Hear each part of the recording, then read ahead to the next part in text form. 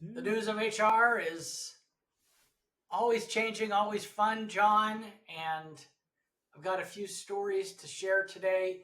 Um, Listeners, if you're a long-time listener, you know that we mix it up every once in a while. Sometimes we have a big, long story. Sometimes we have what's happening in the news. Sometimes we share other things. Q&A. Q&A is our favorite episode, one of our favorite episodes to do. And but always with a story. Always want to tell a story, right? It's John, what are you all laughing about? I'm laughing because you're doing this real long introduction, and everyone's like, "Just get to the story, Chuck. Okay, Just get to the story." there's the story. No, it's always good to see you, Chuck. Hopefully, everything is doing well down there in the southern parts of the world.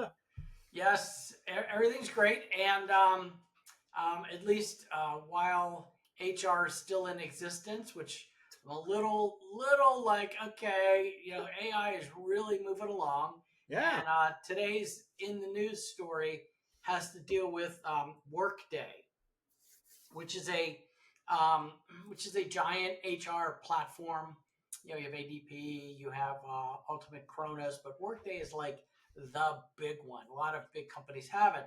So Workday just dropped a bombshell at their 2025 conference, and they're going all in on AI agents.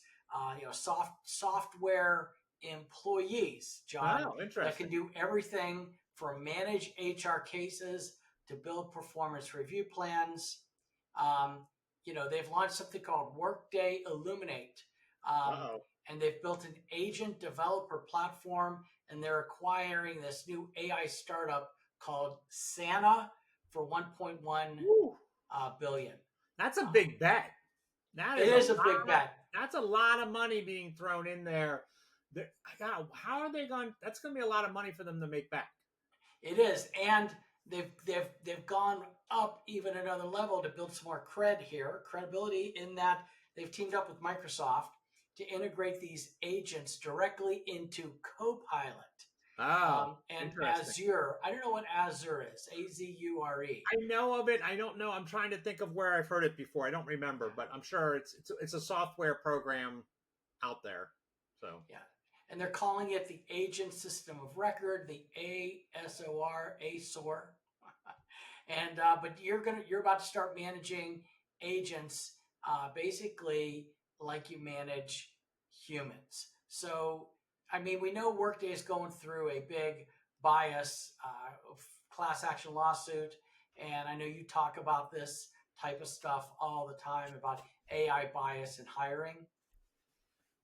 yeah, so it'll be interesting, right? I was working with my AI agent, my personal AI agent. We've been working on some stuff together, and they're my best friend, and we were talking about values, right? We were talking about values, or I was talking about values. I was putting input values. I'm working on this new concept that I've come up with, and I just started asking it, like, because our values, right, the values that we have are built into pretty much every decision we make, right? We're making decisions based on our values. And so I asked the AI something like, are the values of the people that created you influencing what you're telling us? And the AI was like, yeah, absolutely, right? And it's about how they expect things to go, how they look at things. All of that is built in the programming, in the code that dictates that, right? So it'll be really interesting as we move forward to see how they're not going to be able to take the bias out, right? They can't take the bias out. And so how are they going to work around that bias? And again, maybe not obvious bias, right? It's not going to be like, well, women can't code, right? It's not going to say that, hopefully. Right. But I do think there'll be biases in the machine that will So yeah, impact the way we do things for sure. yeah. So on one hand, you automate everything. On the other hand, are we about to get sued into oblivion for letting AI make decisions we don't understand? But how does their venture matter for HR. What does it mean? So I want you to imagine. Okay, Okay. imagine this. Your imagination. You log Ooh. into Workday on Monday morning. There's an AI agent Yeah. who you are basically an AI employee, an AI agent. They're not using the term employee. I thought that was interesting. Yeah. AI agent has already reviewed, let's say, all exit interviews, flagged 2 departments with retention risks, auto-generated talking points Oh. for the next department head meeting. And all you have to do is click approve. You Yeah. see, that's brilliant because I'll give you an example. Imagine being told our benefits costs are hundreds of thousands of dollars this year over budget. What the heck is going on? So you go in and you upload all of the reports from ADP to say how much are we deducting for each employee, and then you upload the bills, Right. okay, and you say match them up. Yeah. Boom, John.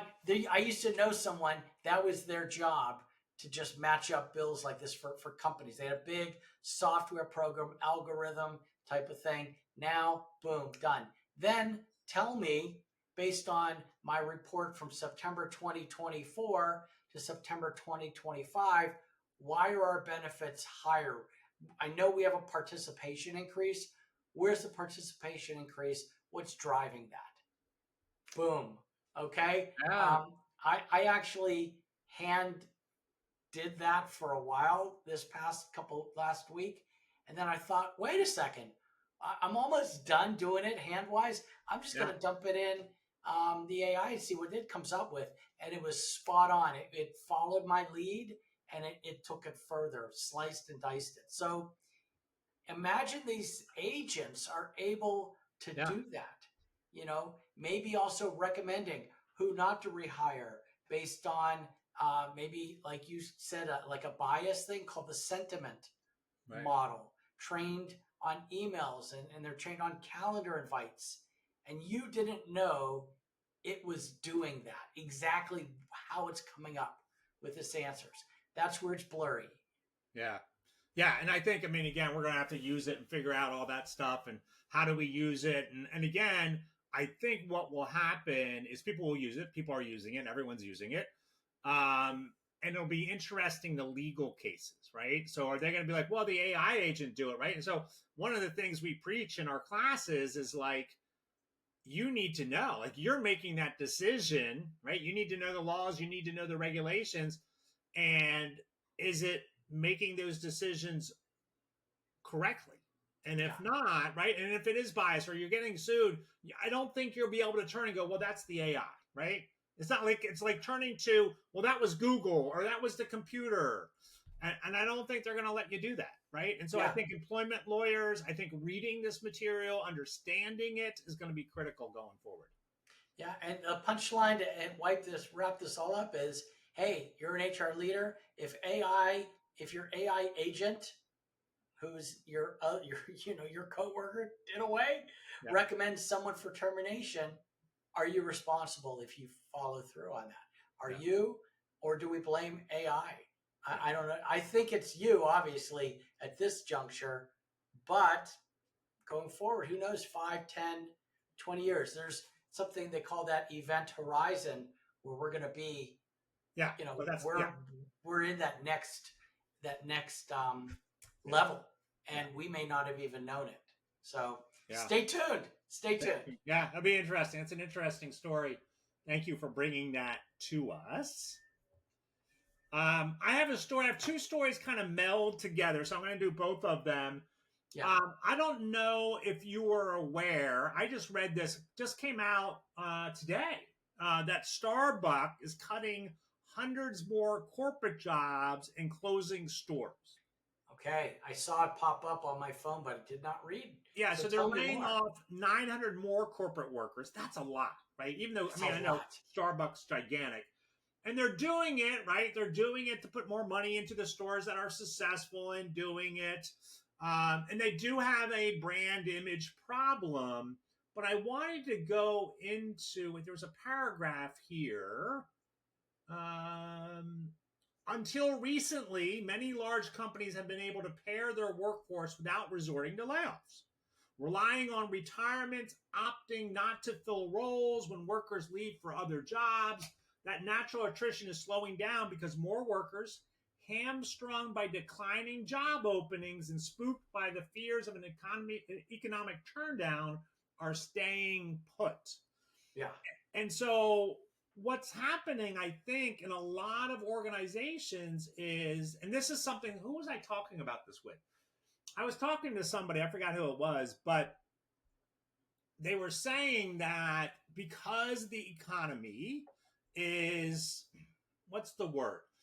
Unstable, right? People, I mean, not unstable, I guess really more unknown. Like people don't know where. Unknown. I think unknown's a good word. Yeah. I don't think people know, right? It's not. And so what's happening on the individual level, they're making decisions to stay put, to not go try to do anything new and that kind of stuff.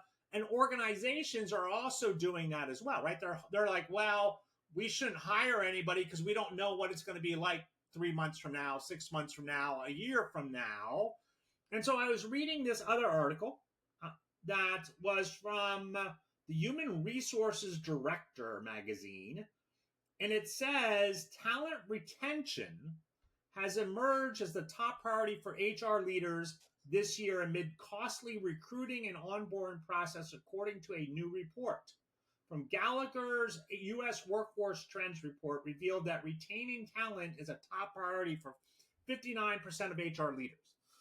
And what they're doing is they're looking at, how do we retain this talent? How do we keep it? Now, part of that, right? Part of that, looking at that, is this talent staying, right?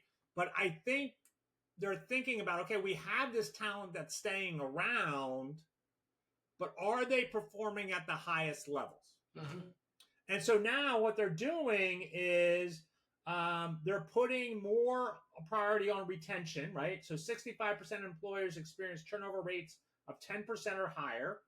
Or 47% said 15% or higher. And so they're really trying to, how do we retain these employees? And so they're looking at ways to retain employees, even in this market, right? Even in this market. And I think it's going to come down to, a lot of them are putting money into training. Mm-hmm. How do we train these individuals on AI?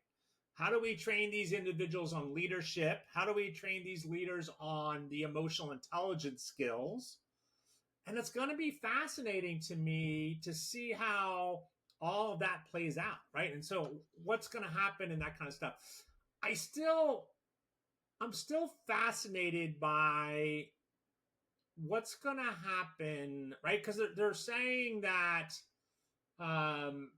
I've predicted that in 2026 there's going to be a labor shortage, but that's not where the trends seem to be going.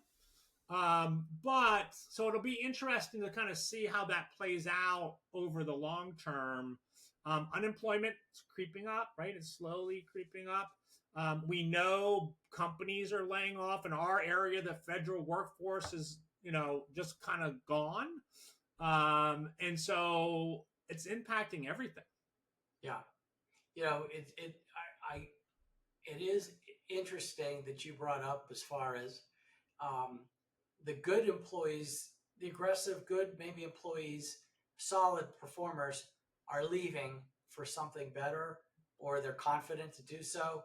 But the ones that are staying behind, maybe too scared, maybe not your, and so trying to invest in other ways to keep your solid performers from leaving, so that all you're left with is your mediocre performers. That's smart.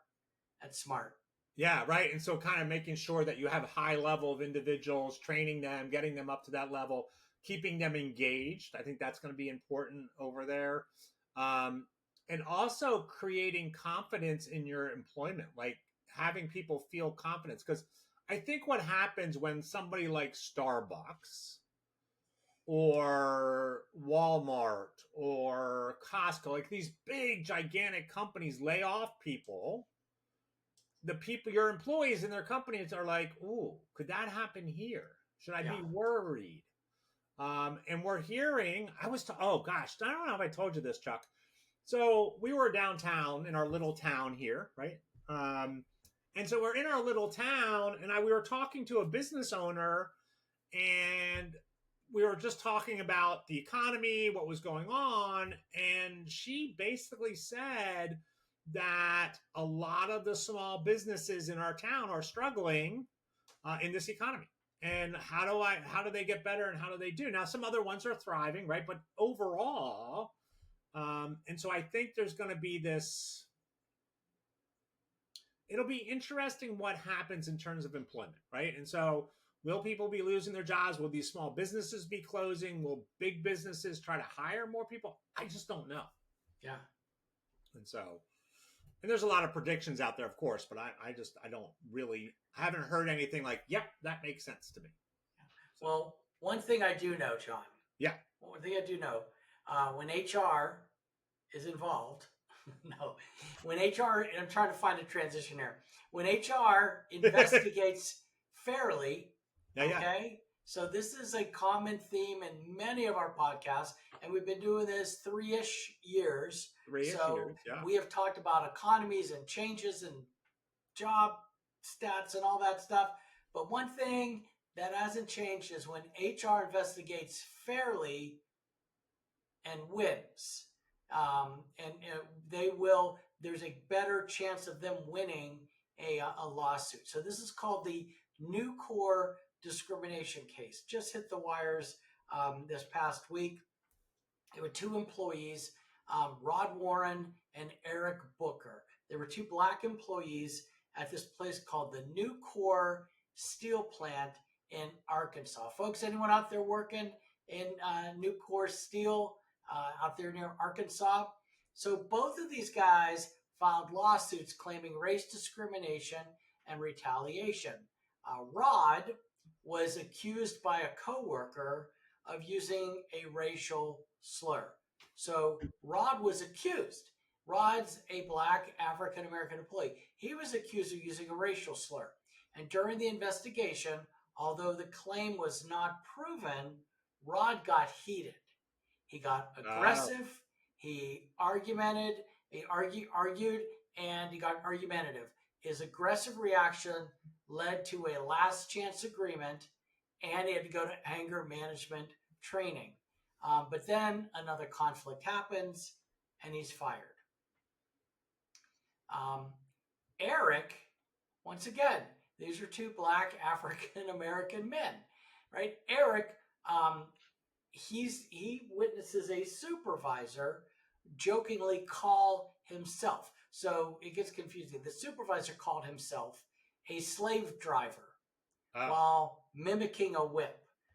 And so Eric's standing around, supervisor comes out, yeah, man, I'm a real slave driver. Cha-cha, cha-cha, whatever. So Nucor fires the supervisor. They investigate. They're like, this is not what we stand for. He's gone. But then Eric later is disciplined for lateness, a whole different situation. And he claims, oh, this is retaliation for raising the racial bias thing. Yeah. So the case goes to court. The U.S. Court of Appeals sides with the employer. Why? Why do you think? Oh, well, I mean, because again, in both cases, right? And so in both cases, one, it didn't really seem that there was enough, like it wasn't, what's the word, severe and pervasive and severe. Yes. Right. And so that would have been one of the issues there. And then I think the connection, right? The connection between this happened to you and had anything to do with your race or your protected class, right? And yes. So and didn't seem connected there for me. You got 2 out of my 4 points, so you are 50%. And so the first point, you're correct. The plaintiffs, Eric and Rod, could not show evidence of worse treatment compared to their peers, right? So they said, oh, there's racial bias. They couldn't show evidence, but they treat white men differently, right? Eric's later Eric's lateness, his attendance discipline, was shown to be part of a normal enforcement process, not linked to his prior complaint. And the other thing was there was no legal threshold for hostile environment. It was not met. And Right. the government has a very specific legal threshold for these things, which we've talked about before and we'll talk about. But they, they those were two things. The other things were they documented everything. HR, the managers talk behavior, performance discipline, performance issues, behavior in meetings, final warnings, all of it was in a file. And all of this investigation happened promptly. You know, that's a big thing. And you and I have talked about where companies have done cursory Right. investigations. They don't take complaints seriously, but these guys took it seriously. They even fired a supervisor. Right. And finally, they gave these employees fair warnings and they gave them chances to improve. And Rod was not fired right away. He was given a final warning and training, Right. free anger management training. Yeah. And he didn't meet the expectations afterwards, and that's when they acted.